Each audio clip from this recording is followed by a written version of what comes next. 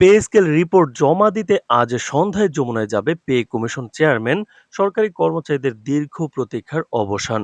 তো দর্শক, নবম পে স্কেলের আজকের সর্বশেষ নিউজটি শেষ পর্যন্ত দেখুন এবং শুরুতেই চ্যানেলটি সাবস্ক্রাইব করে রাখুন পরবর্তীতে নবম পে স্কেলের সকল আপডেট সবার আগে পেতে।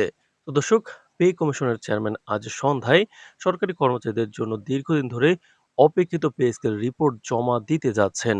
এটি এমন একটি রিপোর্ট যা সরকারি কর্মচারীদের বেতন ভাতা, গ্রেড সংস্কার এবং অন্যান্য সুবিধার উপর সরাসরি প্রভাব ফেলবে।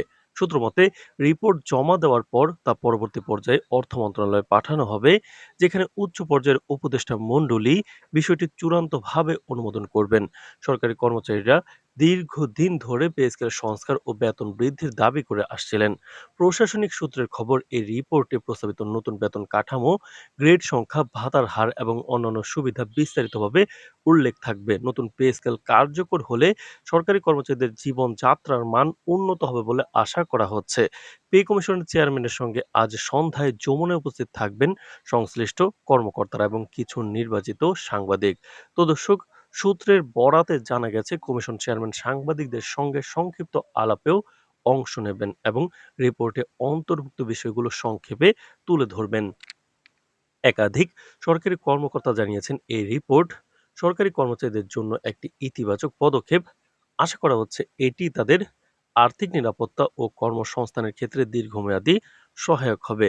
বিশেষজ্ঞরা বলছেন, এই রিপোর্ট জমা দেওয়ার পর সরকারি প্রশাসনের বিভিন্ন স্তরে এটি বিশ্লেষণ করা হবে। অর্থ মন্ত্রণালয় ও উপদেষ্টা মণ্ডলীর অনুমোদনের পর রিপোর্টটি চূড়ান্ত রূপে গ্যাজেটে প্রকাশিত হবে। তখনই নতুন পে স্কেল কার্যকর হবে, সরকারি কর্মচারীরা নতুন বেতন কাঠামোর সুবিধা পাবেন। তো দর্শক, ভিডিওটির এই মুহূর্ত পর্যন্ত যারা দেখছেন, চ্যানেলটি সাবস্ক্রাইব করে রাখুন পরবর্তীতে নবম পে স্কেলের সকল আপডেট সবার আগে পেতে। তো দর্শক, সরকারি কর্মচারীদের মধ্যে ইতিমধ্যেই ব্যাপক উত্তেজনা দেখা গেছে। অনেকেই মন্তব্য করেছেন যে বছরের শুরুতে এই নতুন পে স্কেল কার্যকর হলে তাদের জীবনযাত্রার মান অনেকাংশে উন্নত হবে। অন্যদিকে কিছু কর্মকর্তা আশা প্রকাশ করছেন যে নতুন পে স্কেল বাস্তবায়নের সময় কোনো বিলম্ব হবে না, যাতে সংশোধন বা আপডেট প্রক্রিয়া দ্রুত সম্পন্ন হয়। রাজনীতিবিদ এবং অর্থ উপদেষ্টাও এই পদক্ষেপের প্রশংসা করেছেন। তারা বলছেন, এটি সরকারি কর্মচারীদের কল্যাণের জন্য সরকারের একটি গুরুত্বপূর্ণ বার্তা। বিশেষভাবে নির্বাচন চলাকালীন সময় এই ধরনের পদক্ষেপ সরকার এবং কর্মচারীদের মধ্যে আস্থা বাড়াতে সাহায্য করবে। এই রাজনৈতিক বিশ্লেষক বলছে যে নির্বাচনের আগে সরকারি কর্মচারীদের জন্য এমন একটি পদক্ষেপ সরকারের নানামুখী জনমুখী ভাবমূর্তির প্রমাণ।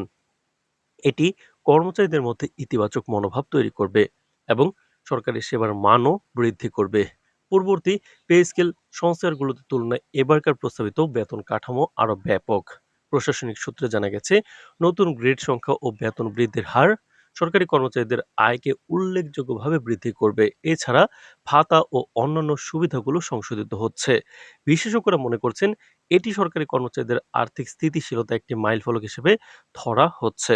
তো দর্শক, সব মিলিয়ে আজ যমুনার রিপোর্ট জমা দেওয়ার মাধ্যমে একটি গুরুত্বপূর্ণ প্রশাসনিক প্রক্রিয়া সম্পন্ন হতে চলেছে, যা সরকারি নীতি ও আর্থিক ব্যবস্থাপনার উপর সরাসরি প্রভাব ফেলবে।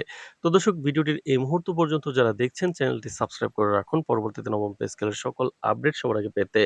আজ এ পর্যন্তই, ধন্যবাদ।